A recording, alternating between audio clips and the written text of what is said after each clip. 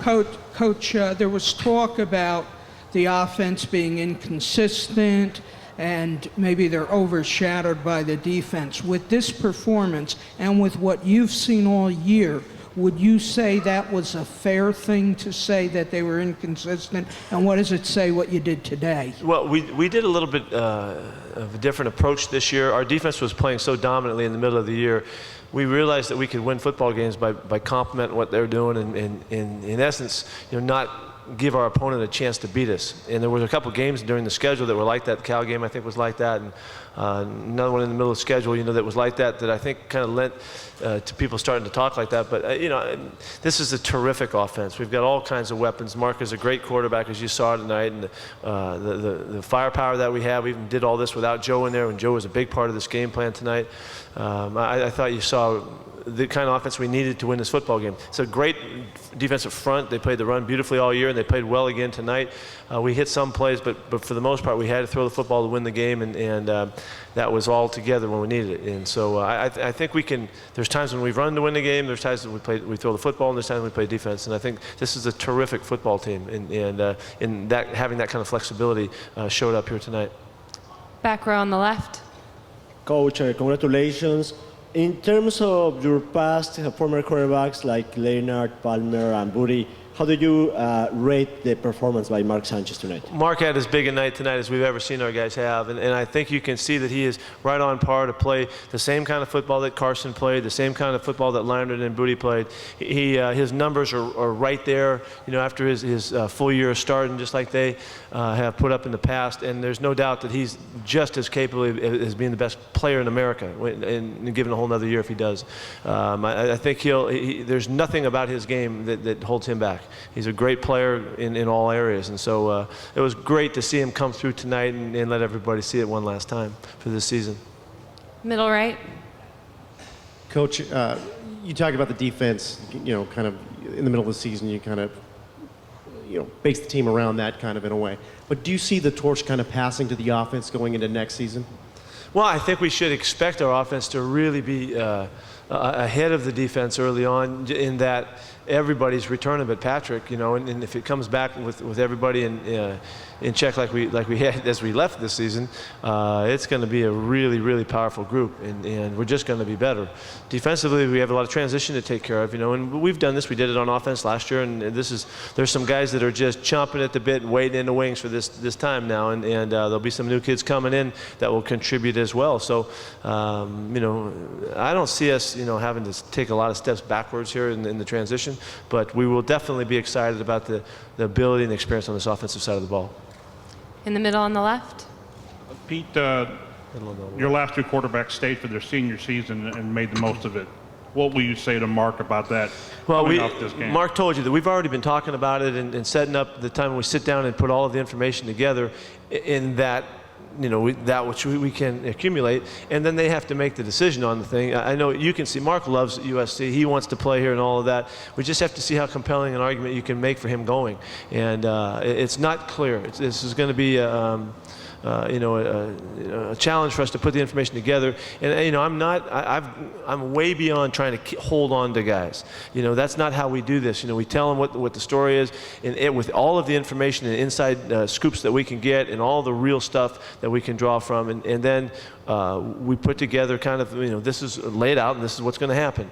And we've been very accurate, and you've seen our guys in the last 3 or 4 years have decided not to leave early for the most part in general, because it's not in their best interest to do so.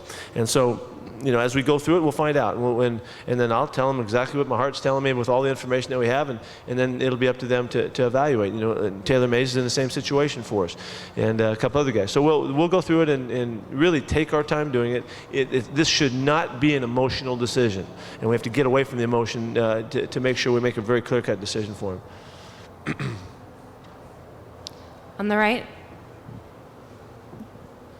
Pete, to follow up on something you said up on the stage there after the game, do you feel the way your team is playing right now, if you had a chance to play Florida or Oklahoma, that you could beat those teams? Yeah, let me say this, in all due respect to those two great programs and great seasons that they've had, and I don't take anything away. That's not my deal at this time. I don't think anybody can beat us. I just think we can beat anybody that we play, and we've been this way a lot of times at the end of the season, you know. And there's only, you know, a glitch in all the years we've been in this situation where I thought that maybe somebody could get us when we got, you know, beat by Texas a few years ago, but. This is a terrific finishing program, and right now there's so many things that we can do. As you could see tonight, we could play D, we can throw the football if we have to, we can run the ball if we have to, we can play teams and all of that. We're just really, really hard to beat right now, and basically that's because the defense has been so consistent all year long. But that's not. I don't. Again, we've got a BCS championship game coming up, and the team that wins that one's going to get the crystal ball, and they deserve that crystal ball, and that's what the system tells you, and they've earned every bit of it, and they're fantastic teams and well coached and all that. But I just wish we could keep playing. That's all. 2 more questions. Front row. Just wondering, Pete, in the front here, what do you do tomorrow work-wise, and do you think this victory will help you? I'm just wondering. I want to, and how do you think this victory will help you recruiting? Well, first off, tomorrow I'm not going to do very much. It's going to kind of hang out. Really, this weekend kind of fits in right now for us, where we do get a break, and we'll take it. And then we go back to recruiting as the week starts up again, Sunday night and on. So that's what's in order. So I'm going to hang out. The weather's so good here in Southern California for all of you. You ought to stay a couple more days if you're from out of town, and we're going to enjoy that.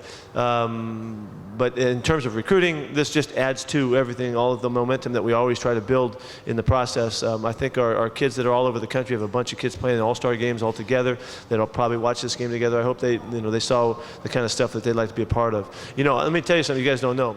We got the word at halftime that somebody called from somewhere, and I don't know where this is. You know, this is a real Wizard of Oz phone call that came in and told the officials that if we continue to celebrate on the sidelines, they're going to have to throw a 15-yard penalty on us. I thought that was the most awesome thing that I've ever heard. I thought we were having so much fun, they wanted to have a 15-yard penalty on us. And so we told the guys, we're going to, we had to, whatever, we were having so much fun jumping up and down. I guess we kind of it spilled onto the field a little bit. We found a way in this program to not only win, but to have an outlook to really capture the very most that's offered by the season. And that's why coming to the Rose Bowl was such a big deal to us, because this is what we had in front of us, and we were going to do everything we could to make it as fun and deeply passionate of an effort as we could possibly muster, and that's what you saw. And so we're thrilled the way this worked out. I was going to get the penalty called on us just so that we could get a penalty called on us for having too much fun, but I forgot in the fourth quarter. So I don't know. The thing I want to know is where'd that phone call come from? But that's what we were told by the officials. Final question on the right. Coach Carroll, in your opinion, is the regular season or is the regular season a playoff? No, to me, the regular season is a playoff. Every game we play is a championship game. I've never said anything different to these guys, because everyone counts. It doesn't matter where we're playing, in conference, out of conference, on the road, or whatever. Every game counts and adds into our situation, and certainly you see how it factored in again. So we play them all as championship games, and we do everything we can every single time we go out to make it the biggest game in the kids' lives when we play it. And then we do it all over again the next week, and then we do it all over the next week. And you saw the culmination of a team that knows how to do that, and that's what they displayed tonight in this football game. Coach, thank you very much. Okay, Congratulations. Happy New Year.